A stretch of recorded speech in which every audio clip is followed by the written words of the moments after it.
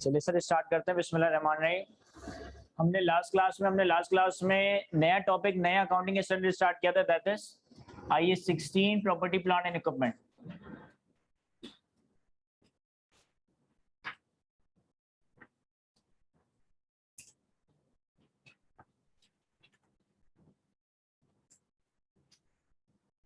तो सबको एक रिकैप करते हैं कि हमने लास्ट क्लास में IAS 16 property plan and equipment के हवाले से क्या बातें डिस्कस की थी, क्या बातें कवर की थी, और फिर हम आज के एजेंडा को लेकर आगे चलते हैं। सर कल हमने कोई इसके ऊपर प्रैक्टिस क्वेश्चंस, कोई इसकी टेस्टिंग वगैरह नहीं देखी थी, बस आपने सारी कॉन्सेप्चुअल और थ्योरेटिकल डिस्कशन वगैरह की थी कि प्रॉपर्टी प्लान एंड इक्विपमेंट की डेफिनेशन क्या है, प्रॉपर्टी प्लान एंड इक्विपमेंट के स्टैंडर्ड क्या है, स्टैंडर्ड के अंदर कौन सा एसेट कब क्लासिफाई हो रहा होगा, जब इनिशियल रिकॉग्निशन हो रही होगी तो इसको इनिशियली मेजर किस अमाउंट पे किया जा रहा होगा। इस सारी चीजों के हवाले से मैंने सिर्फ डिस्कशन और कुछ आपको कॉन्सेप्ट्स वगैरह समझाने की कोशिश की थी। थोड़ा सा क्विक रिकैप करें तो सबसे पहले हमारे पास प्रॉपर्टी प्लान एंड इक्विपमेंट की डेफिनेशन क्या थी। Sir property plan and equipment की डेफिनेशन, कौन सा एसेट ऐसा है जो कि प्रॉपर्टी प्लान एंड इक्विपमेंट की डेफिनेशन मीट करता है। एक ऐसा टेंजिबल एसेट जिसकी useful life more than 1 year हो एंड उसको इन तीन में से किसी एक काम के लिए इस्तेमाल किया जाए। एक ऐसा टेंजिबल एसेट, एक ऐसा टेंजिबल प्रॉपर्टी जिसकी यूजफुल लाइफ 1 साल से ज्यादा और इसे तीन में से किसी एक पर्पस के लिए रखा गया हो। वो पर्पसेस क्या थे? Production of goods and services, administrative purposes and rental to others. अगर मेरे पास कोई टेंजिबल प्रॉपर्टी है, चाहे वो मूवेबल प्रॉपर्टी हो चाहे वो इमूवेबल प्रॉपर्टी हो, अगर लाइफ उसकी 1 साल से ज्यादा और उसे या तो गुड्स एंड सर्विसेज की प्रोडक्शन के लिए या कंपनी के एडमिनिस्ट्रेटिव पर्पसेस के लिए या फिर रेंट पे देने के लिए रखा गया है, तो ये आपका प्रॉपर्टी प्लान एंड इक्विपमेंट बन रहा होगा। इसमें कंपनी के सारे फिक्स एसेट्स वगैरह आ रहे होंगे। इसमें कंपनी की office building, factory building, plant and machinery, office equipments, computer equipments, furniture, infrastructure, ये सारी चीजें आपकी फॉल कर रही होगी। सर किसी भी एसेट को हम किसी भी एसेट को या किसी भी प्रॉपर्टी प्लान एंड इक्विपमेंट को हम IAS 16 में इनिशियली रिकॉग्नाइज कब करेंगे।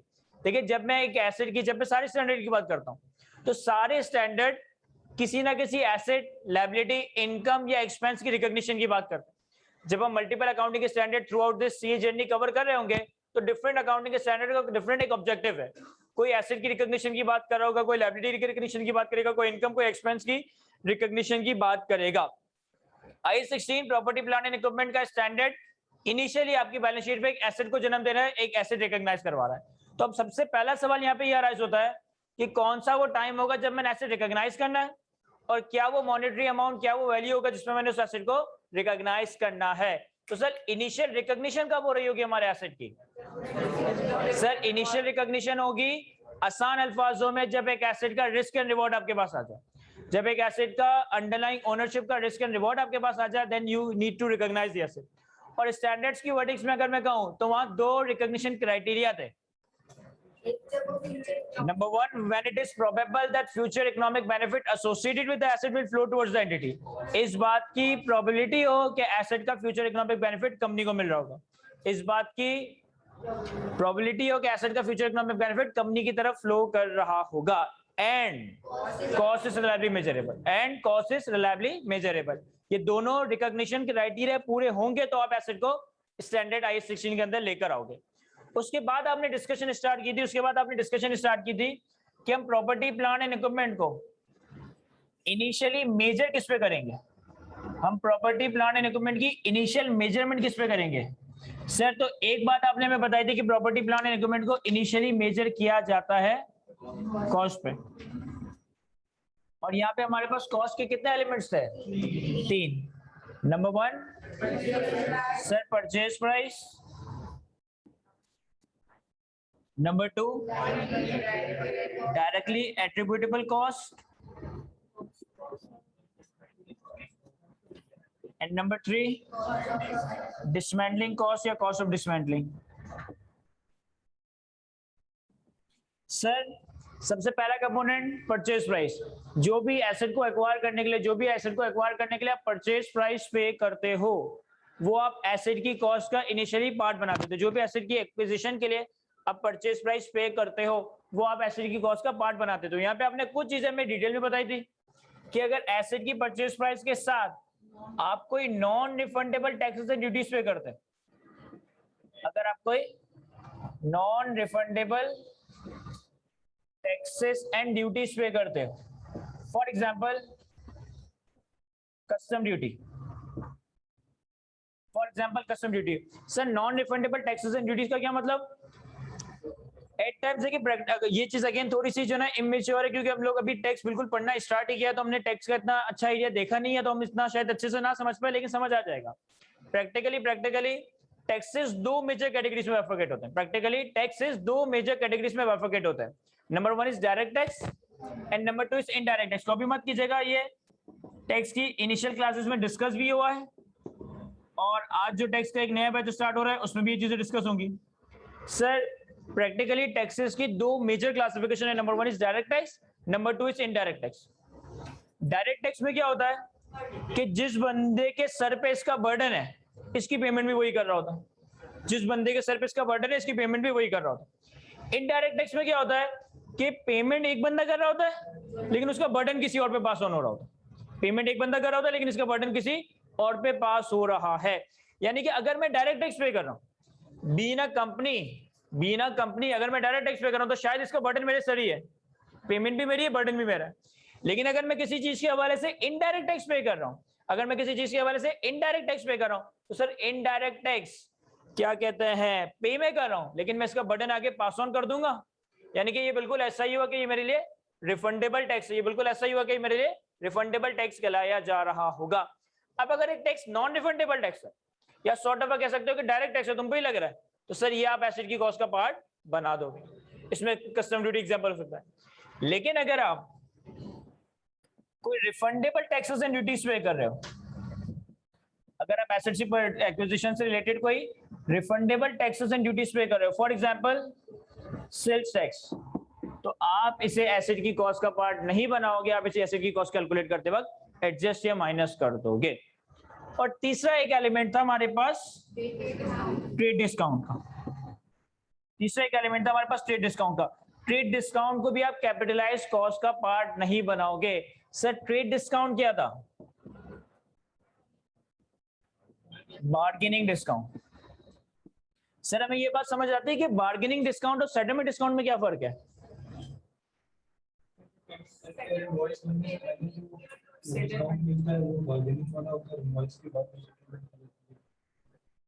मोरले सही बात बताई इन्होंने भाई। फॉर एग्जांपल कि आप लोग IQ में आए और आपने FR1 के लिए जो है ना रजिस्ट्रेशन करवाने का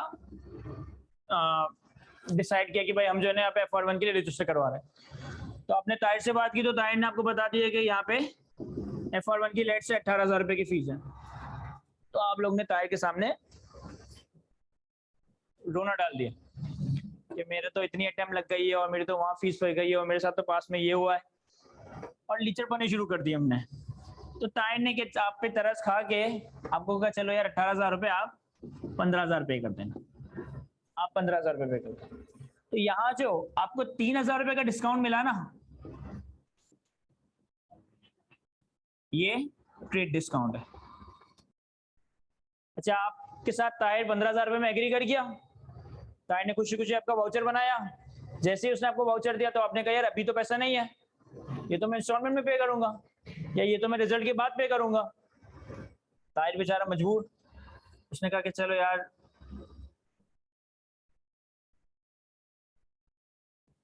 अभी 1,500 नहीं है, तुम्हारे पास 15,000 रुपए नहीं है, तो कोई बात नहीं, हम आपको एडमिशन देते हैं, लेकिन आप एक काम करना, अगले 1 महीने के अंदर अंदर ये पे कर देना। तो ताहिर ने अपने पास क्या किया होगा, एक रिसीवर रिकॉर्ड कर लिया होगा, और अगर तुम्हें लेट से कि तुम्हारी डे 1 से नेक नहीं आती थी, तो तुमने भी डे 1 पे 15,000 रुपए का पेपर रिकॉर्ड कर लिया। सर 1 महीना गुजर जाता है, 2 महीने गुजर जाता है, रिजल्ट आ जाता है, तुमने किसी से दोस्त यार से एक्सेस वगैरह लिया और क्लासेस लेना शुरू कर दी, या कभी यहाँ के यहाँ तो कोई चेक वर्क होता नहीं है, तो यहाँ के किसी ना किसी तरह से क्लास लेना शुरू कर दी। शुरू के 2-3 महीने हम लोग भी लगे रहे कि यार चलो लेने ही क्लासेस लेने, तो इतनी रिस्ट्रिक्शन वगैरह नहीं की। एक टाइम ऐसा आया कि कोर्स कंप्लीट होने में 1 महीना रह गया, और हमने जब रिसीवल का बैलेंस देखा तो तुम्हारे नाम से 15,000 रुपए का रिसीवल आ रहा। अब मैंने कहा यार ये तो कोर्स एंड होने वाला, और इसने तो अभी तक 1 रुपया भी नहीं दिया। हमने आपको भरम कराया कि भाई हम आपका एक्सेस बंद कर देंगे, आप ये 15,000 रुपए पे कर दें। आपने कहा सर 80% कोर्स तो हो चुका है, बंद करना है बंद कर दें। अब हम क्या करें? तो फिर अब ताहिर तुम्हारे पास आता है और वो तुम्हारे सामने लीचर बने करता है कि यार एक काम करो 15,000 बनते हैं, 15,000 नहीं चलो 12,000 रुपए या 10,000 रुपए पे कर दो, 5,000 जाने दो। वो तुमसे रिक्वेस्ट कर रहा है कि यार आपके 15,000 रुपए का रिसीव पहले मुझे 10,000 ही पे करते, 5,000 में वैसे ही वेव करवा दूंगा। तो ये वाला जो डिस्काउंट है, ये डिस्काउंट आपका कहलाया जाएगा सेटलमेंट डिस्काउंट। सर तो परचेज प्राइस में अगर बार्गेनिंग के वक्त कोई ट्रेड डिस्काउंट, कोई बार्गेनिंग डिस्काउंट एग्री हो रहा है, ये आप एसिड की कॉस्ट का पार्ट नहीं बनाओ। हाँ, लेकिन सब्सिक्वेंटली अगर कोई सेटलमेंट डिस्काउंट बनता है तो वो सब्सिक्वेंटली देखा जाएगा। आज की तारीख में हमने सेटलमेंट डिस्काउंट को कंसीडर नहीं करना। Settlement discount gross of discount आपकी कॉस्ट का पार्ट, यानी कि मैं अपने पास एसेट 15,000 का रिकॉर्ड कर रहा हूँ, इवेंचुअली आगे जाके शायद मुझे 10,000 पे करने हो। जब मैं 10,000 पे कर रहा हूँ तब मैं 5,000 रुपए की अदर इनकम रिकॉर्ड कर लूंगा, लेकिन आज डे 1 पे मेरा एसेट 15,000 पे रिकॉर्ड हो रहा होगा। इसके बाद दूसरा इंपॉर्टेंट आइटम है directly attributable cost. Sir directly attributable cost में क्या आएगा? वो सारी कॉस्ट जो कि एक एसेट को डिजायर्ड लोकेशन, डिजायर्ड कंडीशन में लाने के लिए जरूरी है ताकि वो मैनेजमेंट की ख्वाहिशों के हिसाब से इस्तेमाल हो सके। वो सारी कॉस्ट जो कि एक एसेट को डिजायर्ड कंडीशन और डिजायर्ड लोकेशन में लाने के लिए जरूरी है ताकि एक एसेट को मैनेजमेंट की इंटेंशन के हिसाब से यूज किया जा रहा। इसमें आपकी ट्रांसपोर्टेशन कॉस्ट आ रही होगी, इंश्योरेंस ड्यूरिंग ट्रांसपोर्टेशन आ रही होगी, इंस्टॉलेशन कॉस्ट आ रही होगी, साइट प्रिपरेशन कॉस्ट आ रही होगी, टेस्टिंग कॉस्ट आ रही होगी, कोई लीगल एंड प्रोफेशनल चार्जेस आ रहे होंगे।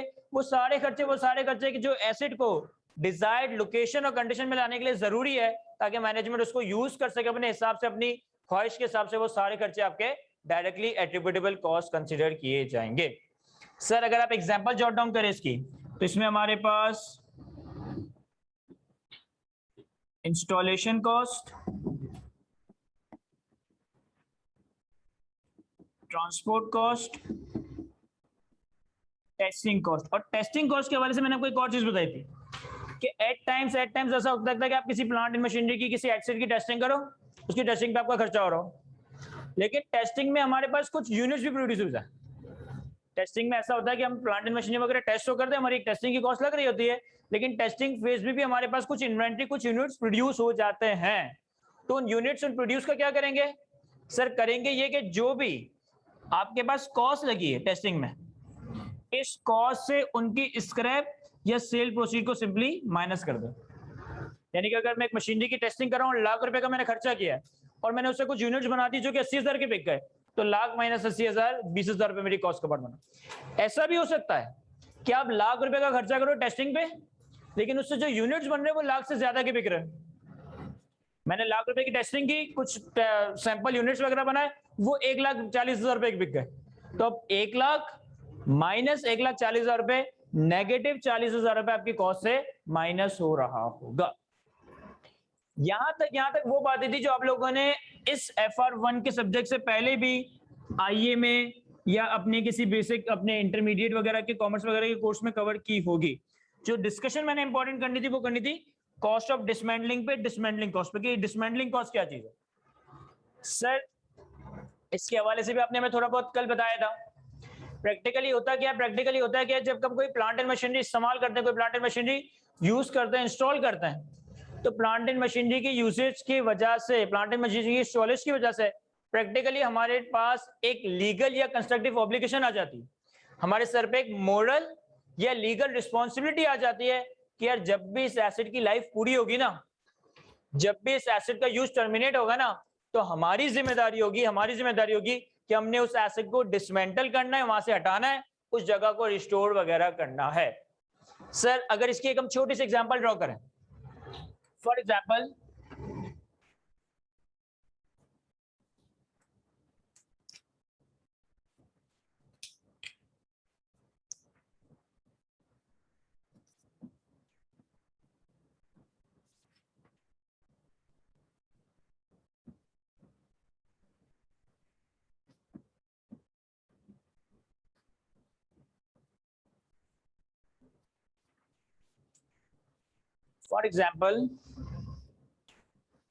कि आप लोग जो है ना एक ऐसी इन्वेंशन कर लेते हो, या आप जो है ना एक ऐसी प्लांट एंड मशीनरी खरीदते हो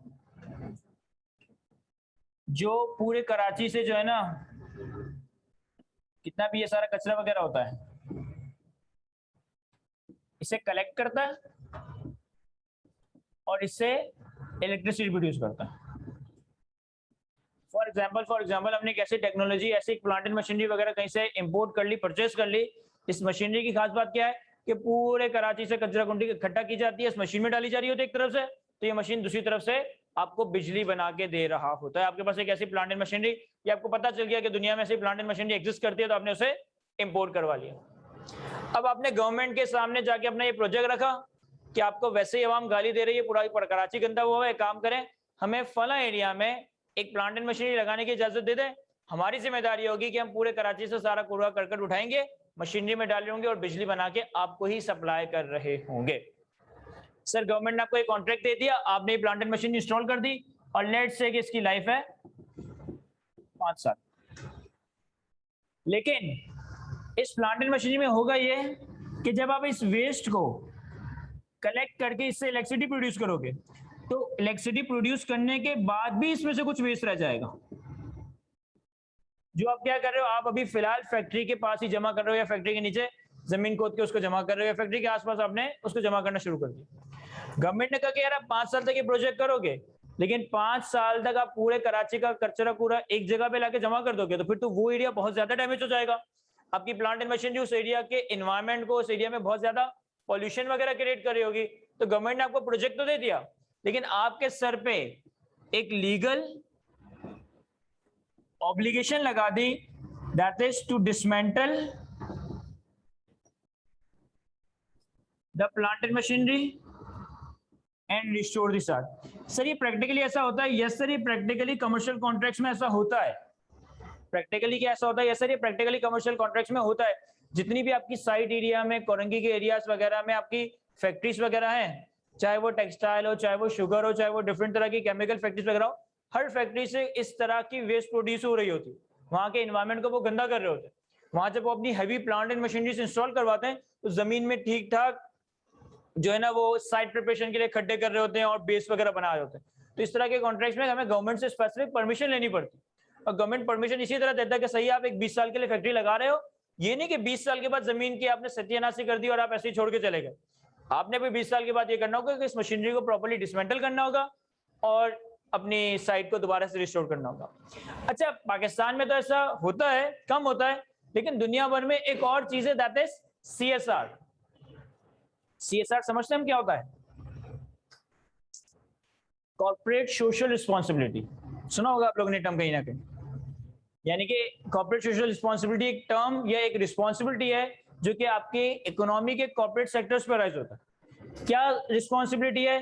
क्या अगर एक कंपनी है, अगर एक बिजनेस है, वो एक इकोनॉमी में अर्न कर रहा है, तो उसकी जिम्मेदारी, उसकी moral responsibility, not legal responsibility, उसकी मोरल रिस्पॉन्सिबिलिटी बनती है कि वो अपनी सोसाइटी में कुछ वैल्यू भी कंट्रीब्यूट करे। डिफरेंट तरह की कंपनीज वगैरह देखते हो कि वो नॉन प्रॉफिट प्रोजेक्ट्स के अंदर फंडिंग कर रही होती है, कभी किसी को डोनेशन देना, कभी कोई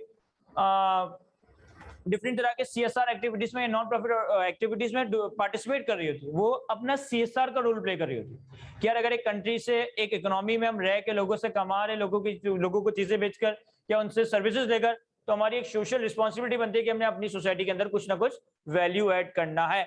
तो इस तरह के केस में हो सकता है कि हमारे सर पे गवर्नमेंट की तरफ से कोई लीगल ऑब्लिगेशन हो, और ऐसा भी हो सकता है कि गवर्नमेंट की तरफ से कोई लीगल ऑब्लिगेशन ना हो, लेकिन हमारी मोरल जिम्मेदारी बनती हो कि यार अगर एक जगह को हमने गंदा किया तो फिर उस जगह को हमने इन दी एंड साफ करके जाना। तो स्टैंडर्ड यहाँ पे टर्म्स इस्तेमाल करता है, लीगल एंड कंस्ट्रक्टिव ऑब्लिगेशन।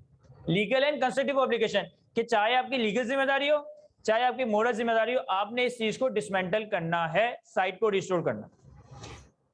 अब हुआ ये कि भाई मैंने plant and machinery, let's say मैं इसका ब्रेकअप बताता हूं कि मैंने प्लांट एंड मशीनरी खरीदी, इसकी प्राइस है 100 मिलियन, इसमें मेरी डायरेक्टली एट्रिब्यूटेबल कॉस्ट लगी 30 मिलियन। आम हालात में हम क्या करते हैं सर, अगर मैंने डे 1 पे, अगर मैंने ईयर 0 पे 100 रुपए की प्राइस और डायरेक्टली एट्रिब्यूटेबल कॉस्ट 30 रुपए की इनकर की है, मैं इस 130 रुपए को एक्सपेंस आउट नहीं करता। क्यों एक्सपेंस आउट नहीं करता? ये खर्चा अगर मैं यहाँ कर रहा हूँ तो क्योंकि ये नॉन करंट एसेट है, और ज्यादा एक्यूरेट आंसर ये होगा क्योंकि ये मैचिंग प्रिंसिपल के अगेंस्ट है। क्योंकि ये मैचिंग, देखो तुम्हारे पास जितनी अकाउंटिंग स्टैंडर्ड्स है ना, टोटल अकाउंटिंग स्टैंडर्ड्स के मैं रूल्स को जॉट डाउन करूं, कोई 2-2,500 रूल्स बनेंगे। इन सारे अकाउंटिंग स्टैंडर्ड्स के रूल्स के बैक पे कुछ 5-6 प्रिंसिपल्स ही चल रहे हैं। Matching concept, fair value concept, prudence concept, इन 3-4 कॉन्सेप्ट के ऊपर पूरी अकाउंटिंग की एक इमारत क्रिएट हुई है। यहाँ पे अगर मैंने ये खर्चे डे 1 पे एक्सपेंस आउट कर दिया ना, तो मेरा प्रूडेंस कॉन्सेप्ट खराब हो जाएगा। सॉरी प्रूडेंस कॉन्सेप्ट नहीं, मैचिंग कॉन्सेप्ट खराब हो जाएगा। मैचिंग कॉन्सेप्ट क्या है कि भाई जिस पीरियड की एक्सपेंस, जिस पीरियड में आप किसी चीज का इकोनॉमिक बेनिफिट एंजॉय कर रहे हो, उसी पीरियड में उससे रिलेटेड इनकम और एक्सपेंस को रिकॉर्ड करना। अपेरेंटली तो ऐसा लग रहा है कि मैं प्लांट एंड मशीनरी को ईयर 0 पे बाय कर रहा हूँ, ईयर 0 पे खर्चे कर रहा हूँ, लेकिन क्या इस प्लांट एंड मशीनरी का इकोनॉमिक बेनिफिट ईयर 0 पे कंज्यूम किया जा रहा है? नहीं। आप इस प्लांट एंड मशीनरी को 5 साल इस्तेमाल करोगे, 5 साल इस्तेमाल करोगे तो 5 साल तक इकोनॉमिक बेनिफिट आएगा, तो डेप्रिसिएशन भी 5 साल रिकॉर्ड होना चाहिए। तो इस वजह से हम 130 को यहाँ एक्सपेंस आउट नहीं करते, बल्कि अपनी बैलेंस शीट पे एसेट बनाते हैं और फिर उसे ओवर द लाइफ डेप्रिशिएट करते। ये तो बातें हमें पता है। अब लेट से केस हमारा ये वाला था, तो गवर्नमेंट ने कहा कि भाई 5 साल के बाद आपको उसको डिसमेंटल भी करना है। हमने यहां रहते हुए अंदाजा लगाया, एस्टिमेट किया कि यार 5 साल के बाद ना इसकी डिसमेंटलिंग पे लेट से 10 मिलियन का खर्चा होगा। अब एक तरीका तो ये है कि भाई आज मैंने 130 मिलियन दिए, तो मैंने 130 को एसेट बना दिया। चूंकि मैं एसेट को 5 साल इस्तेमाल कर रहा हूं, तो मैं 130 रुपए को 5 साल पे करूं डेप्रिशिएट, और 5 साल के बाद जब मैं एसेट को डिसमेंटल करूं तो ये वाला मेरा खर्चा होगा, तो मैं डिसमेंटलिंग कॉस्ट पीएनएल में डेबिट, कैश क्रेडिट कर दूं 5 साल के बाद। एक तरीका तो ये हो सकता है। एक तरीका क्या हो सकता है कि 130 रुपए आपने ईयर 0 पे खर्च किए, आपने asset debit, property plant and equipment debit, cash payable credit कर दिया। चूंकि 5 साल इस्तेमाल हो रहा है, 5 साल डेप्रिशिएट किया। 5 साल के बाद 10 रुपए का एसेट पे खर्चा कर रहे हो, उसको उखाड़ने के लिए, साइट को जगह करने के लिए आपने पीएनएल में डिसमेंटलिंग कॉस्ट डेबिट और कैश क्रेडिट। क्या ये वाली बात समझ आती है हमें? क्या ये वाली बात मैचिंग कॉन्सेप्ट के प्रिंसिपल पे उतरती है, मैचिंग कॉन्सेप्ट के प्रिंसिपल को खराब कर देती है? कैसे सर? ये वाली बात क्या आप डिसमेंटलिंग कॉस्ट को 5 साल के बाद एक्सपेंस आउट करो, क्योंकि खर्चा फ्यूचर में करना है ना, अभी तो नहीं करना, तो मैं इसे 5 साल के बाद एक्सपेंस आउट करूं 5वें साल में, क्या ये मैचिंग कॉन्सेप्ट के तहत है या मैचिंग कॉन्सेप्ट के खिलाफ है? क्यों सर? लेकिन सर खर्चा तो मैंने 5वें साल में करना है ना, और मैं 5वें साल में इसे एक्सपेंस आउट कर रहा हूँ। सर आप खर्चे का आउटफ्लो 5वें साल में कर रहे हो, लेकिन वो खर्चे का फायदा तो 5 सालों में उठाओगे ना। कैसे सर? ये खर्चा हमारे सर पे क्यों आया? क्योंकि हमने प्लांट एंड मशीन इंस्टॉल की। अगर मैं प्लांट एंड मशीन इंस्टॉल ही ना करता तो मुझे 10 रुपए ना खर्च करने पड़ते। चूंकि ये मैंने प्लांट एंड मशीन इंस्टॉल की, इसलिए मुझे ये आउटफ्लो करना पड़ेगा, और इसके बैक में जो मैंने प्लांट एंड मशीन इंस्टॉल की उसका बेनिफिट 5 सालों पे है, तो ये अमाउंट भी यहाँ एक्सपेंस आउट नहीं, बल्कि ओवर द 5 ईयर आपका एक्सपेंस आउट होना चाहिए। अब इसको मैनेज कैसे किया जाता है? इसको मैनेज कैसे किया जाता है? कंपनी का एक डिस्काउंट रेट होता है, कंपनी का एक डिस्काउंट रेट या इंक्रीमेंटल बोरिंग रेट होता है। फॉर एग्जांपल मैं अज्यूम कर लेता हूं 8%। ये डिस्काउंट रेट कैसे कैलकुलेट होता है, इसके बैक पे क्या साइंस है, ये बड़ी डिटेल कॉन्सेप्चुअल डिस्कशन है, जो थोड़ी बहुत आपको कॉस्टिंग के एरिया में टच मिलेगा, और इसकी मजीद मेजर डिस्कशन आपके साथ एमएफए में की जा रही होगी।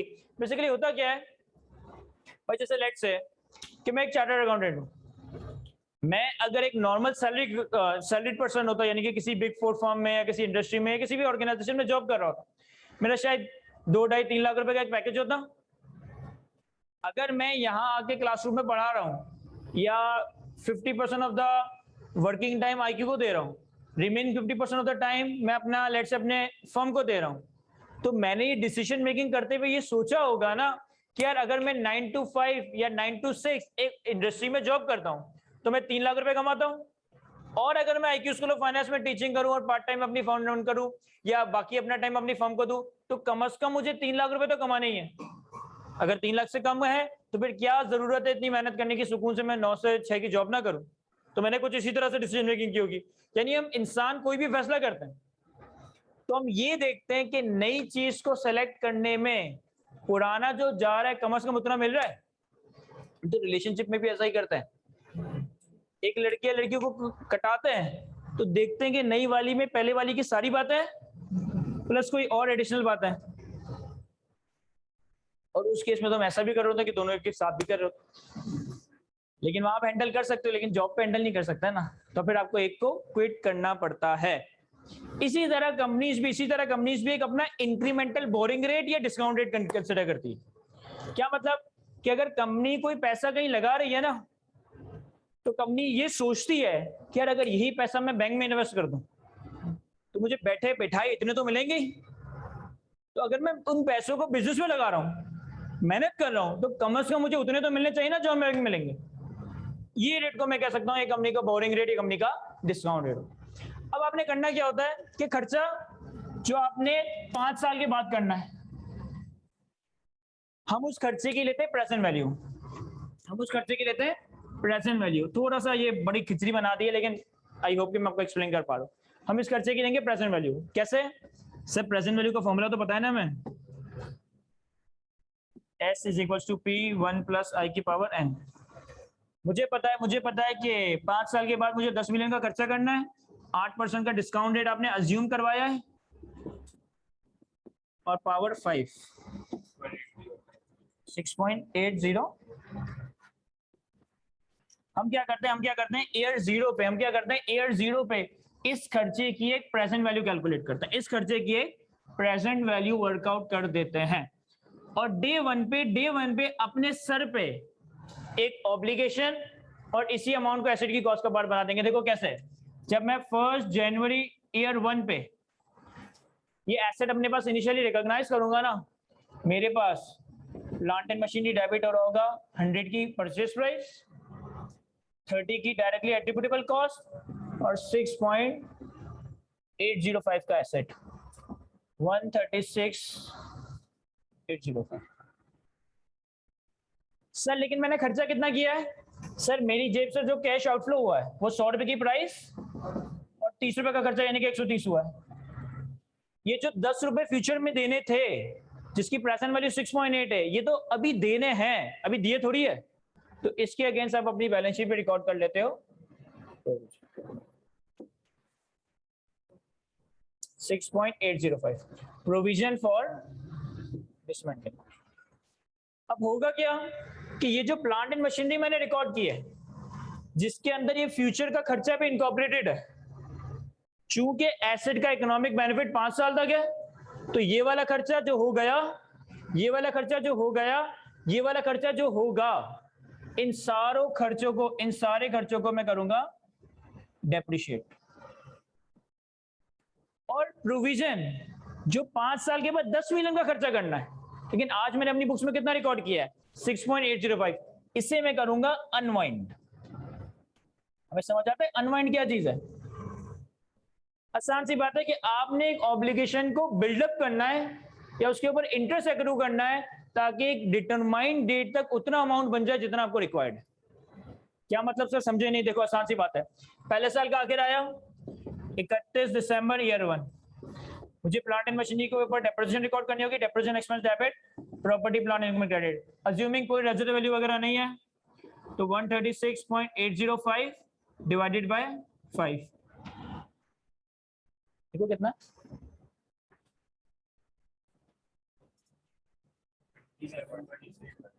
27.361। अब अगर अगले 5 सालों तक मैं एंट्री बनाता रहूं, depreciation debit property plant and credit, depreciation debit property, तो 5 सालों में ये मेरा एसेट खत्म हो जाएगा। लेकिन अगले 5 सालों में सिर्फ डेप्रिसिएशन की एंट्री नहीं बनेगी, एक और एंट्री भी बनेगी, इंटरेस्ट एक्सपेंस पीएनएल में debit, provision for dismantling cost credit. कितना हमारे पास ओरिजिनली प्रोविजन रिकॉर्ड हुआ है 6.805 का, और अब 1 साल क्लोज हो गया, 1 साल गुजर गया, तो मुझे इसी लायबिलिटी के ऊपर 1 साल का सूद रिकॉर्ड करना। देखो कितना आ रहा है 0.54 0.5। अब होगा क्या कि अगले 5 सालों तक, ईयर 2 ईयर 3 ईयर 4 ईयर 5 तक मैं depreciation expense debit property plant and credit करूंगा, ये नंबर मेरा खुद ब खुद 5 सालों में 0 हो जाएगा।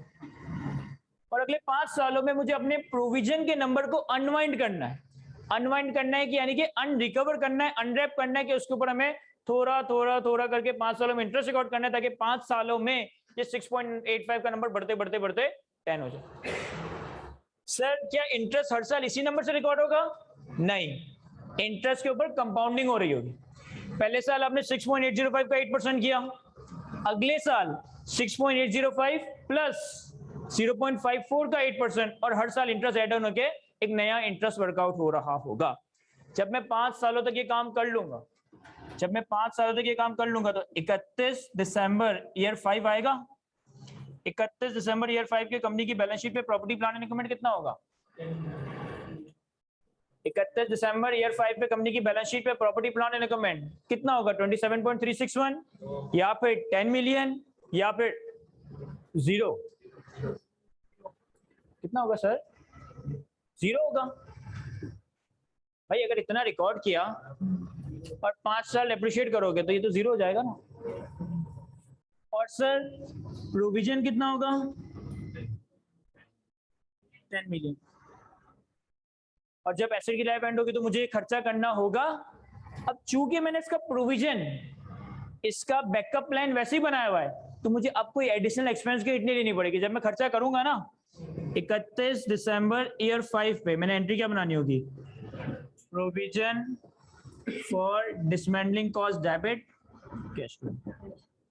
यानी कि आखिर में जब एक्चुअल में खर्चा हो रहा होगा तो फिर मेरे पास कोई एडिशनल एक्सपेंस रिकॉर्ड नहीं होगा, मैंने उसकी बैकअप प्लान ऑलरेडी बनाया हुआ होगा।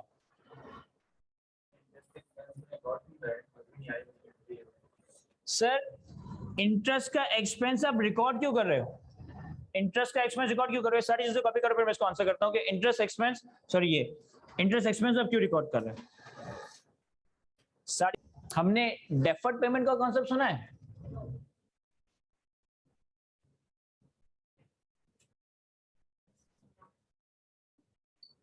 I16 में इनिशियल रिकॉग्निशन कॉस्ट की डेफिनेशन में डेफर्ड पेमेंट का कॉन्सेप्ट सुना है हमने?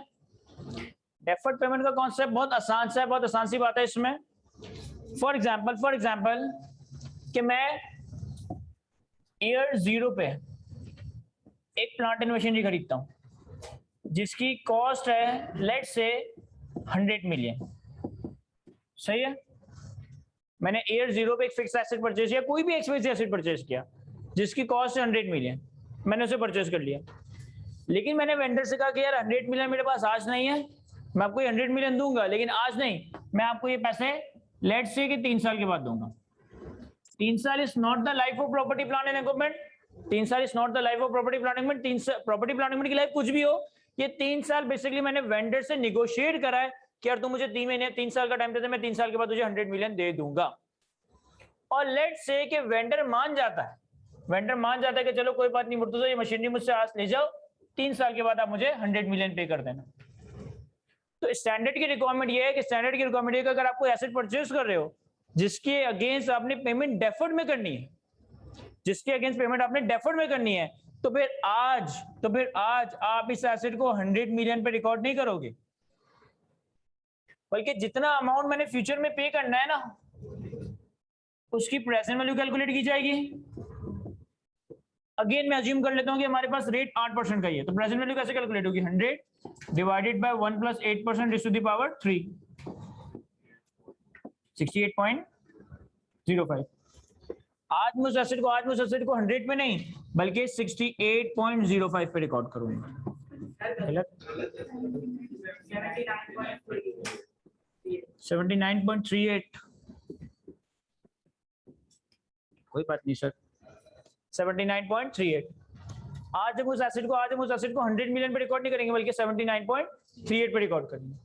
और फिर करेंगे क्या सर? ईयर 0 में property plant and equipment debit, payable credit 79.38। फिर ईयर 1 के एंड पे इंटरेस्ट एक्सपेंस पीएनएल में डेबिट, पेबल क्रेडिट कितना? 79.38 का 8%, 3 सालों में कितना? 6.35। फिर ईयर 2 में कुछ इंटरेस्ट रिकॉर्ड होगा, ईयर 3 में कुछ इंटरेस्ट रिकॉर्ड होगा, और ईयर 3 में जब इंटरेस्ट वगैरह रिकॉर्ड हो जाएगा तो ये नंबर तुम्हारा खुद ब खुद 100 को पहुंच जाएगा। ईयर 3 में जब तुम पे करोगे तो पेबल डेबिट और कैश क्रेडिट 100 से। ये कॉन्सेप्ट अभी मैंने रीड भी करवाना है, लेकिन बहुत आसान सा कॉन्सेप्ट था और इनके सवाल से लिंक था, तो मैंने इसको इसके साथ ही कवर कर दिया कि अगर कोई एसेट में परचेज कर रहा हूँ जिसके अगेंस्ट मुझे डेफर्ड पेमेंट करनी है। डेफर्ड पेमेंट किसको कहते हैं? जो कि पोस्टपोन हो जाए, जो 150, लेकिन कितना 150? क्या मैं आज एक बंदे से चीज बाय करूं और मैं एक हफ्ते बाद पेमेंट का वादा करूं तो ये डेफर्ड पेमेंट है? हाँ, नॉमेनक्लेचर इंग्लिश टर्म में तो ये भी डेफर्ड पेमेंट है, लेकिन डेफर्ड पेमेंट में ये वाला काम हम उस वक्त करते हैं जब हमारा deferred period more than 1 year हो, 1 ईयर या मोर हो। अगर लेट्स से मैं किसी से 3 महीने के क्रेडिट पे, 1 महीने के क्रेडिट पे, 2 महीने के क्रेडिट पे, इवन 6 महीने के क्रेडिट पे कोई चीज ले रहा हूं तो वहां आपको ये मेहनत करने की जरूरत नहीं है। लेकिन अगर आपकी डेफर्ड पेमेंट इतनी ज्यादा है कि 1 साल के बाद अगर आपको पे करना है तो वहां पे रिक्वायर्ड है, कि फिर आप एसेट को इस वैल्यू पे नहीं, प्रेजेंटेड वैल्यू पे रिकॉर्ड कर रहे हो। अब ऐसा क्यों कर रहे हैं? पहले तो सवाल ये, यार 3 साल के बाद 100 मिलियन देने, 3 साल के बाद 100 मिलियन देने, कंपनी नहीं देने, यानी कि कंपनी का आउटफ्लो रिसोर्सेज कितना होना है? 100 मिलियन का। आप अपने आप को बेवकूफ बना रहे हो कि आज 79 रिकॉर्ड कर रहे हो, फिर अपनी ही बुक्स में 3 साल तक इंटरेस्ट रिकॉर्ड कर रहे हो, उस 79 को 100 बना रहे हो और फिर 100 पे कर रहे हो। ये सारी मेहनत हो क्यों रही है भाई? जब कंपनी ने इंडिया 100 ही पे करना है तो आज ही 100 का पेबल रिकॉर्ड कर दें, 3 साल के बाद पे करे तो पेबल डेबिट 100 क्रेडिट कर दें। मैं अगर देखा जाए तो सिर्फ मेहनत ही बढ़ा रहा हूं ना। आज पहले 100 की प्रेजेंट वैल्यू ले रहा हूं, पीपी और पेबल 79 पे रिकॉर्ड कर रहा हूं, फिर उसी 79 पे एक बुकिश एंट्री बना रहा हूं, interest expense debit payable credit, interest expense debit payable credit, interest expense debit payable credit, और उसे 100 पे पहुंचाया। और फिर जब पे कर रहा हूं तो पेबल 100 से डेबिट कैश क्रेडिट। ये सारी मेहनत करने की वजह क्या है सर? अगेन जैसे मैंने कहा ना, 3-4 प्रिंसिपल पे पूरा अकाउंटिंग करा हुआ है सर। ये फेयर वैल्यू कॉन्सेप्ट है। क्या फेयर वैल्यू समझे नहीं यार? अगर तुम्हें 3 साल बाद 100 देने ना, इज एज गुड एज कि तुम्हें आज 79 देने। कैसे भाई? मुझे 3 साल बाद 100 देने, अगर आज मैं कहीं से 79 जमा कर लूं, गौर से सुनिएगा, मुझे 3 साल बाद 100 रुपए देने, अगर आज मैं किसी जगह किसी तरह से 79 इकट्ठे कर लूं, मैंने कोई मेहनत नहीं करनी, वो 79 बैंक में डाल देना खुद ब खुद। बैंक में वो 79 8% से ग्रो करते करते 3 साल के बाद 100 जाएंगे। यानी कि ये बिल्कुल ऐसा ही है कि तुम्हें 3 साल के बाद अगर 100 देने ना, तो आज कितना देने? 79। और ये जो ग्रोथ आ रही है ना 79 से 100 की, ये इन 3 साल तक पैसा होल्ड करने के अगेंस्ट, ये 3 साल तक पैसा होल्ड करने के अगेंस्ट तुम्हारे ऊपर एक हिट आ रही। जो पैसा तुम आज दे देते तो इतने में बच जाते, ये पैसा रोक के रखोगे। जब पैसा रोक के रखोगे तो उसका इकोनॉमिक बेनिफिट एंजॉय कर रहे हो ना, उसका इकोनॉमिक बेनिफिट एंजॉय कर रहे हो, इसके अगेंस्ट तुम्हें 3 सालों में इतनी कॉस्ट मिली। ठीक है, एक चीज, एक वर्डिंग्स में रिकॉर्ड सुनिएगा। लेट्स से मैं, your good name Taiyab, Murtuza Qaid ने, गौर से सुनिएगा मैं अल्फाज के इस्तेमाल कर रहा हूं, मुर्तुजा काइद ने तैयब को 10 लाख रुपए का लोन दिया 10% के मार्कअप पे। मुर्तुजा काइद ने तैयब को 10 लाख रुपए का लोन दिया 10% के मार्कअप। तो मैं जब इसे 10 लाख रुपए दूंगा तो मेरे पास एंट्री क्या बनेगी? Receivable from Taiyab. हमें ये हवाओं में एंट्री समझ आती है? रिसीवेबल फ्रॉम तैयब डेबिट, समझ आता है ना? मैं receivable from Taiyab debit cash credit. Tayyab अपने पास की एंट्री बनाएगा cash debit payable to Murtuza credit. सही है? 1 साल के बाद मैं अपने पास इंटरेस्ट एक्सपेंस रिकॉर्ड करूंगा? नहीं, आप तो इनकम रिकॉर्ड करेंगे ना, आप तो इनकम रिकॉर्ड करेंगे ना, या एक्सपेंस रिकॉर्ड करूंगा? इनकम रिकॉर्ड करूंगा, मैंने लोन दिया है। मैं अपने पास एंट्री क्या बनाऊंगा? Receivable debit interest income credit. Tayyab अपने पास एंट्री क्या बनाएगा? Interest expense debit payable credit. ये बहुत सिंपल सी मतलब सिंपल सी बात है, हमें समझ आती है। अब वर्डिंग्स पे गौर करना। जो बंदा अपना पैसा फॉरगो कर रहा है ना, जो बंदा अपना पैसा जाने दे रहा है, तो उस पैसों के अगेंस्ट उसे कोई रिवॉर्ड चाहिए कमर्शियली, तो इस बंदे की बुक्स में इंटरेस्ट इनकम आ रही होगी। और जो बंदा पैसा इंजॉय कर रहा है किसी और का, तो यानी कि वो पैसों का इकोनॉमिक बेनिफिट, अगर तैयब के पास 100 रुपए रखे हुए, 10 लाख रुपए मेरे रखे हुए, तो तैयब उस पैसों का इकोनॉमिक बेनिफिट एंजॉय करेगा, तो तैयब की बुक्स में इंटरेस्ट एक्सपेंस आ रहा हो। जिस बंदे ने अपना कैश सरेंडर किया in favour of someone else. अगर मैंने तैयब को 10 लाख रुपए दिए तो मेरे पास से 10 लाख गायब हो गए, अब मैं उनको कुछ नहीं कर सकता, तो मुझे बदले में रिवॉर्ड चाहिए, तो मैं अपने पास इंटरेस्ट इनकम रिकॉर्ड करूं। तैयब के पास कुछ भी नहीं था और तैयब के पास 10 लाख रुपए आए, तो तैयब इस 10 लाख का इकोनॉमिक बेनिफिट एंजॉय करेगा, तो तैयब अपने पास यानी कि बताना बस ये चाह रहा हूं कि जो बंदा इकोनॉमिक बेनिफिट एंजॉय करता है ना, वो एक्सपेंस रिकॉर्ड करता है। हालांकि एंजॉय और एक्सपेंस अलग अलग बात है, लेकिन समझाने के लिए मैं कह रहा हूं, जो बंदा किसी भी चीज का इकोनॉमिक बेनिफिट एंजॉय करता है वो एक्सपेंस रिकॉर्ड करता है, और जो बंदा इकोनॉमिक बेनिफिट लूज करता है वो इनकम रिकॉर्ड करता है। फॉर एग्जांपल कि मैं तैयब की मसाज कर देता हूं, तो तैयब मसाज का इकोनॉमिक बेनिफिट ले रहा होगा, तो Tayyab massage expense debit cash या पेपर क्रेडिट कर रहा होगा। मैं इसे मसाज दे रहा हूं तो मेरी एनर्जी लग रही है, मेरा पास से इकोनॉमिक बेनिफिट जा रहा है, मेरी कैलोरीज बर्न हो रही है, तो मैं अपने पास रिसीवेबल या कैश डेबिट और मसाज इनकम क्रेडिट कर रहा हूं। सही है, समझ आता है हमें? अब यहां पे सर 100 रुपए 3 साल के बाद देने थे, आपने आज नहीं दिए, तो आप किसी और का पैसा एंजॉय कर रहे हो ना। देखो ये बिल्कुल ऐसा ही है कि मैं इस बंदे से ही 100 रुपए बोरो कर रहा हूं या एक अमाउंट बोरो कर रहा हूं और फिर उसी पैसे से मशीनरी खरीद रहा हूं। मैं किसी से मशीनरी 3 साल की उधारी पे लूं या पैसे उधारी पे लेके मशीन बाय कर लूं, बात एक ही है।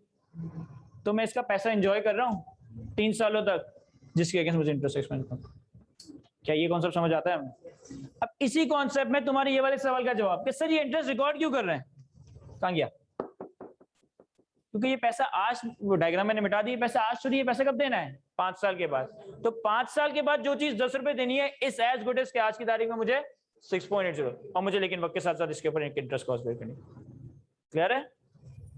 मार्केट वैल्यू उसके भी कॉस्ट उसकी कॉस्ट है, आपका जो भी पेपर जो भी दे आपको, तो कैश आप देते हैं 3 साल के बाद, तो हम अंडरस्टैंडिंग है एसेट को उसके असल वैल्यू से। इन्होंने बड़ी एक कॉन्सेप्चुअल बात की है कि सर एक एसेट सुनिएगा गौर से, एक एसेट जिसकी मार्केट प्राइस 100 है, जिसकी मार्केट प्राइस 100 है, आपने ये हरकत की, तो आपने किस पे रिकॉर्ड किया? 79.38 पे। तो क्या मैंने अपने एसेट को अंडर स्टेट नहीं किया? यस, अपेरेंटली ऐसा लग रहा है कि मैंने अपने एसेट को अंडर स्टेट किया, लेकिन IAS 16 में एसेट की इनिशियल रिकॉग्निशन किस पे होती है? कॉस्ट पे। मैं एक बात कैटेगरी कर रहा हूं, ये जो तुम अकाउंटिंग स्टैंडर्ड IAS 16 जिसमें प्रॉपर्टी प्लांट एंड इक्विपमेंट की बात होगी, एक अकाउंटिंग स्टैंडर्ड हम पढ़कर आए होंगे IAS 2 इन्वेंट्री की बात, एक अकाउंटिंग स्टैंडर्ड FR 2 में पढ़ोगे IAS 30 इंटेंजिबल्स। ये वो अकाउंटिंग स्टैंडर्ड्स हैं जहां पे इनिशियल रिकॉग्निशन होती है कॉस्ट पे। अगर एक कैमरा मार्केट में 10 लाख रुपए का है और मैं दुकान वाले को पी के आ जाता हूं और उससे यही कैमरा 7 लाख रुपए का बाय करके आ जाता हूं, तो मैं इसे 10 लाख पे नहीं, मैं उसे 7 लाख पे रिकॉर्ड करूंगा।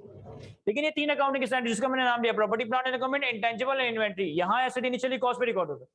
लेकिन बहुत सारे ऐसे स्टैंडर्ड भी हैं जहां एसेट इनिशियली कॉस्ट पे नहीं, फेयर वैल्यू पे रिकॉर्ड। फॉर एग्जांपल FR 2 में तुम अकाउंटिंग स्टैंडर्ड कवर करोगे फाइनेंशियल इंस्ट्रूमेंट्स। फाइनेंशियल इंस्ट्रूमेंट्स एक ऐसा अकाउंटिंग स्टैंडर्ड है जहां पे एसेट और लायबिलिटी की इनिशियल रिकॉग्निशन कॉस्ट पे नहीं, फेयर वैल्यू पे होती है। तो ये तो डिपेंड करता है एसेट टू स्टैंडर्ड की इनिशियल रिकॉग्निशन किया है।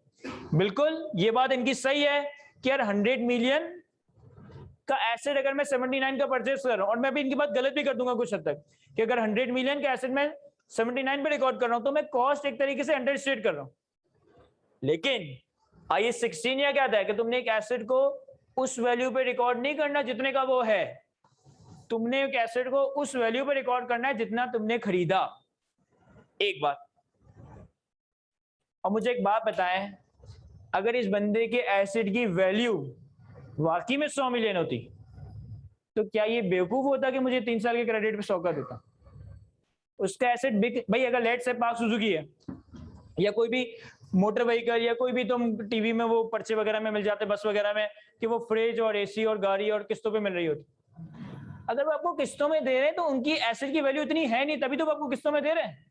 अगर उनकी कैश सेल में ही सारी चीजें बिक जाती तो उनको क्या जरूरत है इतनी मेहनत करने की कि वो किस्तों में आपको चीज से। यानी तुम्हें दिखाई दे रहा है 100 रुपए फेस पे, लेकिन एक्चुअल में उसकी मार्केट नहीं है, एक्चुअल में उसका 100 का बायर नहीं है, तभी तो वो एग्री किया है कि वो तुम्हें 100 रुपए 3 साल के क्रेडिट। अगर लेट्स से एक एसेट मेरा वाकई में 100 रुपए का होता, बिक रहा होता, यानी कि हाथों हाथ 100 का बिक रहा होता, तो और तुम ये रिक्वेस्ट करते कि यार 3 साल के बाद मैं पैसे दूंगा, तो फिर मैं कहता नहीं 3 साल के बाद पैसे दोगे तो 100 नहीं, लेट्स से मैं तुमसे 130 रुपए लूंगा, फिर ऐसे कोई बात। और अगेन एक और बात कि 16 में हमने एसेट को इनिशियली रिकॉग्नाइज करना है कॉस्ट पे। अच्छा, यहाँ से किसी एक और सवाल पूछा था किसी ने कि क्या ऐसा हो सकता है कि आपने जो एग्जांपल बनाई ना, इसमें मैंने एस्टिमेट कितना किया था 10 मिलियन, ऐसा हो सकता है कि ये एस्टिमेट आगे जाके चेंज हो जाए?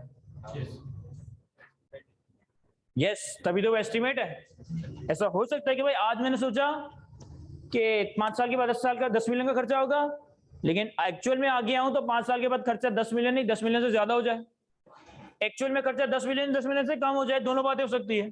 तो ये कॉन्सेप्ट कहलाया जाएगा चेंज इन अकाउंटिंग एस्टिमेट। पहले ये आपके FR1 के कोर्स में कवर्ड नहीं होता था, इस न्यू एजुकेशन स्कीम से पहले ये चीज FR1 के कोर्स में कवर नहीं करवाई जाती थी, लेकिन एक अकाउंटिंग स्टैंडर्ड जो पहले FR2 का पार्ट था अब FR1 का पार्ट बना दिया गया, दैट इज ISA।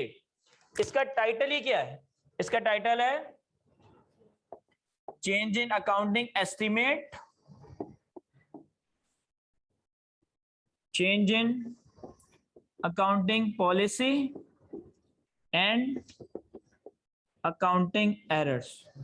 एक स्टैंडर्ड और ये बड़ा ही इंटरेस्टिंग सा, बड़ा ही टेक्निकल और बड़ा ही कॉम्प्लेक्स कैलकुलेशन वाला स्टैंडर्ड है, जो कि ये नई एजुकेशन स्कीम से पहले FR2 लेवल पे मैं कवर करवाता था, फाइनल में भी कवर होता है, लेकिन अब ये एक पॉजिटिव चेंज है आपके कोर्स की कि ये स्टैंडर्ड इन्होंने FR2 से उठाकर FR1 में डाल दिया। अच्छा, मैं ये क्यों कह रहा हूँ कि ये पॉजिटिव चेंज है, क्योंकि इससे पहले भी जब मैं FR1 पढ़ा रहा होता था तो ये वाला सवाल आता था कि सर ये एस्टिमेट तो चेंज नहीं हो जाएगा।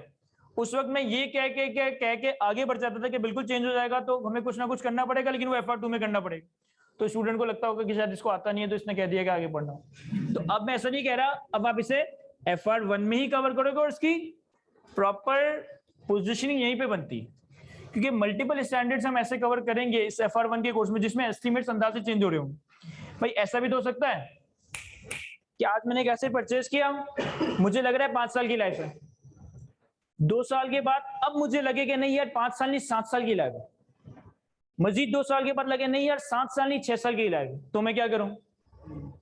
ऐसा भी तो हो सकता है कि आज मैंने एसेट परचेज किया, मुझे लग रहा है कि 5 साल के बाद इसकी क्या बोलते हैं स्क्रैप वैल्यू है ₹1,00,000, 1 साल के बाद लगे नहीं यार स्क्रैप वैल्यू 80,000 होगी, 2 साल के बाद लगे नहीं यार स्क्रैप वैल्यू 60,000 होगी, 3 साल के बाद लगे नहीं यार स्क्रैप वैल्यू 1,20,000 रुपए होगी। तो ये सारी चीजें यहाँ ट्रिगर होती है। लाइफ कितनी है, फ्यूचर में डिसमेंटलिंग पे खर्चा कितना आएगा, फ्यूचर में एसेट को बेच के रिकवरी कितनी होगी, ये सब कुछ सर्टेन थोड़ी है, ये सब कुछ अंदाजा ही है ना, तो अंदाजे में चेंज भी आ सकता है। तो यहाँ पे चेंज इन अकाउंटिंग एस्टिमेट का एक कॉन्सेप्ट ट्रिगर होगा जो कि हम FR1 के ही कोर्स में कवर करेंगे। बिल्कुल ये चेंज हो सकता है, लेकिन वो कैसे कंसिडर होगा वो इंशाल्लाह आप ही के कोर्स में चेंज इन अकाउंटिंग स्टैंडर्ड में एस्टिमेट में कवर करवाऊंगा। एक चीज को देख रहे हैं, एसेट को यूज करके बेनिफिट ले रहे हैं। तब बेचने की बात है कि दो तरह से एसेट के मजे ले सकते हैं, एक बेचने और एक यूज करने। तो जब बेचने की बात है कि अभी सिर्फ यूज करने में थोड़ी कॉम्प्लिकेशन हो गई है, थोड़ी सी बहुत ज्यादा कंफ्यूजन हो गई है इस टाइम पे ना, कि अगर आप स्क्रैप वैल्यू में चले जाते हैं तो स्क्रैप वैल्यू में फिर आप क्या सोचेंगे कि अपनी इनकम जो है आप स्टार्टिंग में बुक करते हैं, मैचिंग कॉन्सेप्ट है, लेकिन उस चेंज हो जाएगा सारी चीजें, कोई मिक्सअप हो गई। मैं तुम्हें सिंपल ये बताता हूं कि इन्होंने सवाल ही पूछा कि सर मेरे जहन में बहुत ज्यादा कंफ्यूजन क्रिएट हो गई कि अभी तो मैं एसेट को परचेज कर रहा हूं यूज करने के लिए, तो आपने इतने सारे सिनेरियोज बिल्डअप कर दिए और दिमाग की जो है ना मेरी खिचड़ी बन गई है। आगे जाके ऐसा भी तो हो सकता है कि मैं एक एसेट का इकोनॉमिक बेनिफिट यूज करके हासिल करूं, ऐसा भी तो हो सकता है कि मैं एसेट का इकोनॉमिक बेनिफिट बेच के हासिल करूं, तो फिर तो चीजें उलझती जाएंगी। नहीं सर चीजें उलझेंगी नहीं, ये तो इतनी एग्जाम्पल होती है, सारी बातें एक साथ बॉम्बार्डमेंट कर देता हूं तो हमें एट टाइम्स इंफॉर्मेशन ओवरलोड लग रही होती, लेकिन ये बहुत अकाउंटिंग, ये सिंपल सा अकाउंटिंग स्टैंडर्ड है। सिंपल सी तुमने एक बात याद रखनी है कि इनिशियल रिकॉग्निशन होगी कॉस्ट पे। कॉस्ट के 3 मेजर एलिमेंट्स हैं, purchase price, directly attributable cost and dismantling cost. अब जो इन्होंने एक सवाल रेस कर दिया कि ऐसा भी तो हो सकता है कि एसेट को बेच के इकोनॉमिक बेनिफिट हासिल करें या एसेट को यूज करके इकोनॉमिक बेनिफिट हासिल करें, लेकिन ये होगा कब? ये होगा आगे, ये होगा आगे एसेट को लेने के बाद। भाई एसेट को लेने के बाद ही पता चलेगा ना कि उसको यूज करना है या बेचना है। तो ये बातें भी डिस्कस करूंगा, लेकिन इनिशियल रिकॉग्निशन या इनिशियल मेजरमेंट में नहीं, सब्सिक्वेंट मेजरमेंट। अभी तो मैं सिर्फ इनिशियल मेजरमेंट देख रहा हूं, आज की क्लास में तो नहीं, लेकिन नेक्स्ट क्लास में हमारा सब्सिक्वेंट मेजरमेंट का तरीका स्टार्ट हो जाएगा कि एसेट को इनिशियली किस तरह मेजर करना है। कॉस्ट पे, कॉस्ट के 3 major elements, purchase price, directly attributable cost and dismantling cost. फिर हम आएंगे सब्सिक्वेंट मेजरमेंट कि आगे जाके एसेट को कैसे मेजर करना है। तो वहां पे मैं इंशाल्लाह ये वाली दोनों बातें, अभी कोई बहुत ज्यादा बातें नहीं बताई मैंने, लेकिन इनको बहुत आसान आसान सी बातें हैं। इनिशियल रिकॉग्निशन कॉस्ट पे, कॉस्ट के 3 major elements, purchase price, directly attributable cost on dismantling cost, और एक और बात डेफर्ड पेमेंट। और अगेन कुछ याद रखने वाली बात नहीं है, सब चीजें कॉन्सेप्चुअल है। अगर एक एसेट की परचेज के अगेंस्ट पेमेंट डेफर हो रही है तो आपने उसे प्रेजेंट वैल्यू टर्म में रिकॉर्ड करना है। देखो मेरा अल्टीमेट ऑब्जेक्टिव पता है कि अपने स्टूडेंट्स के लिए, अगर एक रूल बेस्ड बातें मैं आपको पढ़ाऊं और रूल बेस्ड वो बातें आप याद कर लो और वो रूल बेस्ड बातें आप अप्लाई कर लो तो आप पास हो जाओगे। लेकिन अल्लाह ताला की बहुत बड़ी नेमत है कि हम भूल जाते हैं, और ये बहुत बड़ी नेमत है लिटरली। अगर हम भूले ना तो फिर जो लोग हमें छोड़ के चले गए हम उनका गम कैसे बुलाएंगे। तो अल्लाह ताला की बहुत बड़ी नेमत है कि हम भूल चुके हैं। अगर हमने इन चीजों को ऐसे समझाना कि हर रूल के बैक पे बेसिस और फिर उस बेसिस से वो रूल खुद डेवलप कर लिया, मैं तुम्हें लिटरली बता रहा हूँ, तुम्हें कुछ भी याद करने की जरूरत नहीं पड़ेगी। सर मैंने अपने शायद ओरिएंटेशन में भी डिस्कस किया था, पहली दूसरी क्लास में भी डिस्कस किया था कि अगर मैं FR1 के सारे अकाउंटिंग कॉन्सेप्ट्स को जॉट डाउन करूँ ना तो ये 150-200 बनेंगे। FR2 के सारे अकाउंटिंग कॉन्सेप्ट्स को जॉट डाउन करूँ तो ये 200-250 बनेंगे। लेकिन अगर जब मैं एडवांस फाइनेंशियल रिपोर्टिंग के सारे कॉन्सेप्ट्स को जॉट डाउन करूंगा ना तो कोई 2-2.5 हजार बनेंगे। क्या मेरे लिए ह्यूमनली पॉसिबल है कि मैं 2-2.5 हजार वो अकाउंटिंग के रूल्स याद रख करके घूम रहा होता हूँ? फिर जैसे कि आप लोग बहुत सारे स्टूडेंट मुझसे टैक्स भी पढ़ रहे होंगे, टैक्स लॉ, और टैक्स लॉ तो ऐसा यूनिक लॉ है कि हर साल चेंज होता रहता है। इस साल सैलरी में कुछ और पढ़ाया, अगले बैच में सैलरी में कुछ और पढ़ाना पड़ा। तो इतनी सारी बातें, अगर तुम मेरी कैपेसिटी देखो कि यार मैं सुबह 10-10:30 से लेकर 2-2.5-3 तक क्लासेस ले रहा होता हूँ, 2-3 घंटे IQ की क्वारी कर रहा होता हूँ, उसके बाद अपनी फर्म जा रहा होता हूँ, फर्म में रात 11-12 बजे तक बैठ रहा होता हूँ। अगर इतने टफ शेड्यूल में मैं इस तरह से चीजों को कवर करने लग गया ना कि मैं चीजों को याद रखने लग जाऊं, मैं शायद 2 दिन के अंदर ही कोलैप्स कर जाऊं। लेकिन मैंने हर चीज के बैक पे एक प्रिंसिपल, एक बेसिस ऑफ कंक्लूजन बना हुआ है कि यार ये बात यूं है ना तो यूं सोचा गया होगा तो ये बात इजाद की गई, और लिटरली मुझे कुछ भी याद नहीं रखना पड़ता सारी बात। भाई अगर लेट से आज में तुम्हें लगता है कि मैं FR1 की क्लास में आज ये टॉपिक पढ़ा रहा हूं तो इसके मैंने कोई प्रिपरेशन वगैरह की होगी, लेकिन जो सवाल आते हैं वो भी मैं हैंडल कर लेता हूँ। क्यों? क्योंकि इन सारे सवालों के बैक पे मैंने ब्रेनस्टॉर्मिंग इसी तरह से करनी है कि यार अगर यू बनाया गया है तो क्या वजह होगी। अगर वो वजह मुझे समझ आने लगे ना पूरे इस FR1 में, FR2 में, FFR में, तो एक बहुत अच्छे क्वालिटी चार्टर्ड अकाउंटेंट बन के निकलोगे इन दी एंड। तो मेहनत ज्यादा लगेगी लेकिन इन दी एंड प्रोडक्ट बड़ा अच्छा बन रहा होगा, लेकिन वो उस वक्त जब आप खुद अपने ज़हन पे जोड़ देंगे। कोई भी सवाल हमारे पास आता है तो हमने इस तरीके से नहीं कि यार ये समरी है, लास्ट में इसमें लिखा हुआ है कि हाँ यार ये 3 चीजें रिकॉर्ड करनी है, उसके पीछे का क्यों का आंसर ढूंढना है अपने कि इन 3 चीजों पे कॉस्ट को रिकॉर्ड क्यों किया जा रहा है, क्यों ये वाला काम किया जा रहा है, क्यों वो वाला काम किया जा रहा है। अगर इन सारी चीजों की क्यों की अपने आप को आंसर दोगे तो आपको फिर कुछ भी समरी वगैरह याद करने की जरूरत नहीं पड़ेगी, कि आप लोग को इंशाल्लाह खुद ही चीजें मेमोराइज हो जाएगी। एक सवाल मैं रीड कर लेता हूं, चूंकि हमारे पास टाइम लिमिटेड है तो इस सवाल को आप लोग होमवर्क के तौर पे जरूर सॉल्व कीजिएगा। नेक्स्ट क्लास में इसे मैं सॉल्व भी करवाऊंगा आप लोगों को। Question number 1, initial measurement gripping IFRS का सवाल है आपके पास। किसी के पास IAS 16, किसी के पास IAS 23, borrowing cost can't out ना हो तो मुझसे ले लेना आज। हाँ क्या स्टेपल उल्टे पुल्टे हो गए?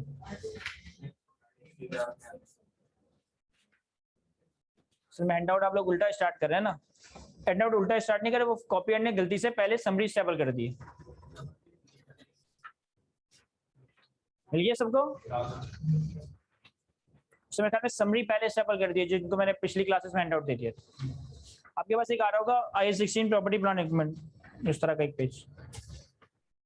Question number 1, initial measurement gripping IFRS graded question मिल गया हमें? ये एक बड़ी अच्छी प्रैक्टिस बुक है स्टैंडर्ड्स के सवालों की, जिसमें बेताशा स्टैंडर्ड्स के सवाल वगैरह दिए हुए हैं। ग्रिपिंग आईएफआरएस के नाम से, हो सकता है आप लोगों ने इसका नाम सुना भी हो पहले।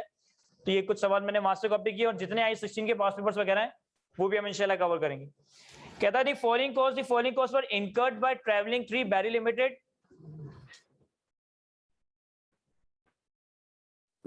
ठीक है, ये लग नहीं रहा कि तुम सही जगह पहुंचे हो, बैरी लिमिटेड ही है। The following costs were incurred by Terry Traveling 3 Barrel Limited during the construction of a new factory in 2001.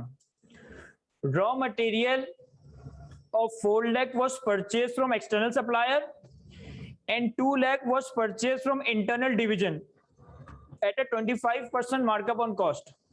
कह रहे एक मशीन, एक फैक्ट्री प्लांट मैंने खुद बनाया है और उसको बनाने पे ये सारा खर्चा हुआ है। 4 लाख रुपए का खर्चा हुआ है, हमने रॉ मटेरियल परचेस किया मार्केट से, और 2 लाख रुपए का रॉ मटेरियल हमने अपनी कंपनी के ही एक डिवीजन से परचेस किया है। लेकिन ये जो इंटरनल डिवीजन ने हमें सेल किया है ना, ये 25% मार्कअप पे सेल किया। Labour cost is 5 lakh, payment were made to the labour, 5 lakh रुपए की पेमेंट लेबर को की गई। After deduction of 3 lakh in respect of the employee contribution to the provident fund and medical aids, and after deduction of employee tax of 2 lakh, company contributed an equivalent amount to the fund as do the employees. क्या कह रहा है ये? कह रहा है employ की एक सैलरी है, उसमें से हम प्रोविडेंट फंड का पैसा रोकते हैं, उसमें से हम टैक्सेस रोकते हैं और नेट एम्प्लॉय को पे कर देते हैं। जब प्रोविडेंट फंड का पैसा रोक के अपने पास नहीं रखेंगे, वो प्रोविडेंट फंड वालों को दे देंगे। टैक्स का पैसा रोक के अपने पास नहीं रखेंगे, बल्कि वो एफबीआर को दे देंगे। सर ये प्रोविडेंट फंड क्या होता है? ये बेसिकली एम्प्लॉयज के रिटायरमेंट प्लान होते हैं। तो कंपनी क्या करती है कि एम्प्लॉय की सैलरी से प्रोविडेंट फंड का पैसा रोका, प्रोविडेंट फंड को दिया, टैक्स का पैसा रोका, टैक्स वालों को दिया, और एम्प्लॉय को बाकी बचा हुआ पैसा दे दिया। तो एम्प्लॉय को बचा हुआ पैसा कितना दिया है? 5 लाख। प्रोविडेंट फंड में कितना पैसा डाला है? 3 लाख, और टैक्स में कितना पैसा गया है? 2 लाख। तो यानी कि टोटल एम्प्लॉय की तरफ पैसा बनता कितना था? 10 लाख। फिर आगे एक और बात लिख रहा है, company also contributes an equivalent amount to the fund as to the employ. यानी कि फंड में जितना पैसा एम्प्लॉय की सैलरी से जाएगा ना, उतना ही पैसा कंपनी ने अपनी जेब से भी डालना है। फंड में बेसिकली होता है ये रिटायरमेंट फंड बनता है, प्रोविडेंट फंड। अगेन टैक्स में हम इसको डिटेल में कवर भी करेंगे सैलरी के एड में, कि एम्प्लॉय की रिटायरमेंट के लिए गल्ला बनाया जाता है, जिसमें हर महीने एम्प्लॉय की सैलरी से भी कोई अमाउंट डाला जाता है और उतना ही अमाउंट एम्प्लॉयर भी कंट्रीब्यूट करता है। तो ये प्रोविडेंट फंड कहलाया जाता है। तो 3 लाख रुपए एम्प्लॉय की सैलरी से डिडक्ट होकर जमा हो रहा है, तो 3 लाख रुपए कंपनी की जेब से भी जा रहा होगा। तो टोटल एक एम्प्लॉय पे खर्चा कितना हो रहा है? 6 लाख रुपए, 13 लाख रुपए। कैसे सर? ये समझ तो आ रहा है ना? ऐसा तो नहीं है कि इन्फॉर्मेशन ओवरलोड हो गई हो। 5 लाख रुपए का एम्प्लॉय को एक्चुअल में पे किया, 5 लाख में से 3 लाख रुपए एम्प्लॉय का पीएफ का डिडक्शन पीएफ में पे किया, 3 लाख रुपए एम्प्लॉयर का पीएफ का डिडक्शन एम्प्लॉयर में पे किया, पीएफ में पे किया, और 2 लाख रुपए टैक्स का डिडक्शन। तो टोटल बनते हैं 13 लाख। फिर कहता है स्पेशलाइज्ड प्लेटफॉर्म है to be created for the factory plant. This platform was constructed by the subcontractor at a cost of 7.5 lakh. It has a useful life of 10 years and a residual value of 50,000. क्या इस plant and machinery के लिए हमें एक platform बनाना पड़ेगा पहले, और platform में हमने किसी थर्ड पार्टी कॉन्ट्रैक्टर से बनाया हुआ है 7.5 लाख का। प्लेटफॉर्म की लाइफ 10 साल और इसकी रेजर्व वैल्यू 50,000। अच्छा, एक कॉन्सेप्ट जो आप लोगों ने पढ़ा होगा, सुना होगा, कभी ना कभी नहीं भी सुना होगा, नहीं भी पढ़ा तो भी आपको समझ आ जाएगा कि अगर एक ग्रुप ऑफ एसेट्स के पार्ट्स की लाइफ अलग अलग हो ना, तो फिर हम हर पार्ट को अलग अलग डिप्रिशिएट करते हैं। फॉर एग्जांपल पीआई एक प्लेन खरीदती है, तो प्लेन के इंजन की लाइफ 10 साल हो सकती है, लेकिन उसमें जो सीटें लगी हुई हो सकता है उसकी लाइफ 3 साल हो, उसमें जो एसी लगे हुए हो सकता है उसकी लाइफ 5 साल हो। तो प्रैक्टिकली जब हम इस तरह की हेवी प्लांट एंड मशीनरी लेते हैं और उसमें डिफरेंट, भाई जैसे लेट से गाड़ी है, गाड़ी हम 5 साल में चेंज करते हैं, लेकिन उसके टायर तो हम 1 साल में चेंज कर रहे हो, उसकी ऑयलिंग 3 साल में हो रही है, 3-3 महीने में हो रही होती है। तो एक ग्रुप ऑफ एसेट्स के पार्ट्स ऑफ द एसेट्स की डिफरेंट लाइफ हो सकती है। तो फिर इस केस में हम एसेट की डेप्रिसिएशन भी हर पार्ट की अलग-अलग कैलकुलेट करते हैं। तो कहता है कि आपने इस एसेट के प्लेटफॉर्म बनाया, प्लेटफॉर्म को बनाने में आपका 7.5 लाख का खर्चा हुआ, प्लेटफॉर्म की लाइफ 10 साल और 50,000 की reserve value. Safety inspection is required before production could begin. The inspection was performed on 1st June 2001 at a cost of 6 lakh. And inspection will be necessary for the continued operation of plant every 3 years। कह रहा है एक आपके ऊपर legal requirement है कि अगर आपको प्लांट को रन करना है ना तो आपको इसकी इंस्पेक्शन करानी पड़ेगी, और हर इंस्पेक्शन की वजह से आपको 3 साल की इजाजत मिल जाएगी कि आप उसे 3 साल तक चला सकते हो। आपने प्लांट एंड मशीनरी को रन करना है तो आपको इसकी इंस्पेक्शन करवानी पड़ेगी, और इंस्पेक्शन से होगा क्या कि मैं अगले 3 साल तक उसे इस्तेमाल कर सकूंगा। हमने 1 जून पे इंस्पेक्शन करवाई है, कितने की? 6 लाख रुपए की। A launch party, a party to celebrate the opening of the factory was held on 5 June 2001 at a cost of 1 lakh. और फिर हमने पार्टी भी दे दी, हमने बिरयानी की देगे भी डिस्ट्रीब्यूट करवा दी ये मशीनरी की खुशी में। Damages, an engine failed on 29 December 2001 and had to be replaced. The cost of the original engine was estimated at 1 lakh, considered to be material. The original engine was scrapped. A replacement engine was purchased and fitted on 30 December 2001 at a cost of 1,10,000. Due to unexpected failure, the new engine is now depreciated over a useful life of 2 years residual engine. देखें, कह रहा है जो हमारी plant and machinery बनी थी ना, उसमें 29 तारीख को एक इंजन खराब हो गया। वो इंजन मैंने खरीदा कितने का था? लाख रुपए का, और वो 29 तारीख को खराब हो गया। तो मैंने वो इंजन निकाल के स्क्रैप कर दिया, यानी कि फेंक दिया, बेच दिया, और एक नया इंजन लगाया। कितने का? 1,10,000 रुपए का। फिर जब मैंने नया इंजन 1,10,000 रुपए का लगाया तो मुझे पता चला कि इंजन इतना नहीं चलते, तो अब नए इंजन को मैं डेप्रिशिएट किस पे कर रहा हूँ? 2 साल। The factory plant is expected to have a useful life of 20 years. The specialized platform will need to be replaced during this period and is expected to have a nil residual value. The straight line method is to be the most appropriate for the plant. अब देखें यहाँ पे बहुत सारी life दी हुई है। Plant की life 20 साल, प्लेटफॉर्म की लाइफ 10 साल, इंस्पेक्शन की लाइफ 3 साल, और नए इंजन की लाइफ 2 साल। तो हर चीज की लाइफ अलग अलग देखनी। फिर कहता है